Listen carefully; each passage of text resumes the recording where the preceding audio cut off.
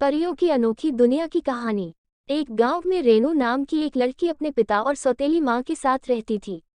उनकी एक सौतेली बहन भी थी।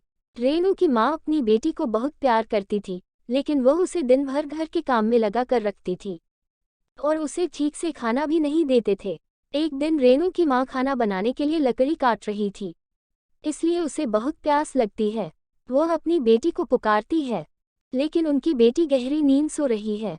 तभी रेनू पानी लेकर आती है और कहती है, सो रही है इसलिए मैं पानी ले आई। उसकी माँ यह कहकर पानी फेंक देती है कि मैं तुम्हारे हाथ का छुआ हुआ पानी नहीं पी सकती। कम से कम उसने अपनी माँ को खा लिया, अब वह कुछ मिलाकर मुझे शरबत देगी और वहाँ से निकल जाएगी। रेनू बहुत उदास हो जाती है।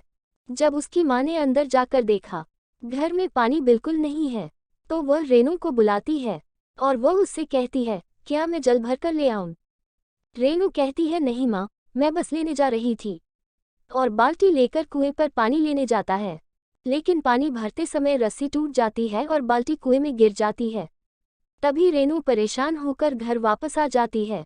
माँ के पूछने पर सब कुछ बता देती है। तब उसकी माँ उसे बहुत कुछ कहती है और कहती है कि जब तक बाल्टी वापस नहीं आ जाती, तब तक घर वापस मत आना। अगर तुम आओगे तो मैं तुम्हारे हाथ पैर तोड़ दूंगा। रेनू कुएं पर वापस आती है और बिना कुछ सोचे समझे कुएं में कूद जाती है। जब उसे होश आता है तो वह एक अलग ही दुनिया में होती है, जो बहुत खूबसूरत है। रेनू ये सब देखकर बहुत खुश होती है। जब वह घूमते घूमते थक जाती है तो पेड़ के नीचे बैठ जाती है। अब उसे भूख भी लगी थी। उसे सामने एक हवेली दिखाई देती है। जब वह जाकर उसमें देखती है तो उसे वहाँ एक परी मिलती है।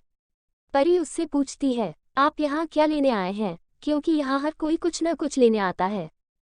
फिर रेनू परी को बाल्टी लेने के बारे में बताती है। रेनू की बात सुनकर परी सब कुछ समझ जाती है और उससे बात करता है।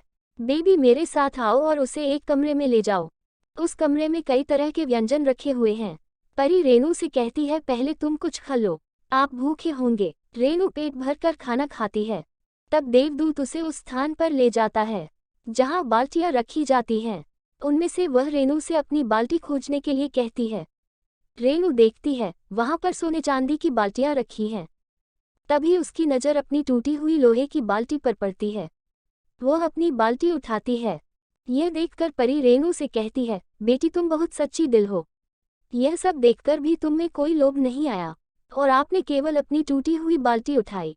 मैं इससे बहुत खुश हूँ और आपको उपहार देना चाहता है। तो परी अपनी छड़ी घुमाकर रेनू के हाथ में लोहे की बाल्टी को सोने में बदल देती है और उसे पूरी तरह से सोने और चांदी से भर देती है। यह देखकर रेनू परी का शुक्रिया अदा करते हुए अपने घर चली जाती है। सीख: सच्चे लोग भगवान को भी प्रिय होते हैं।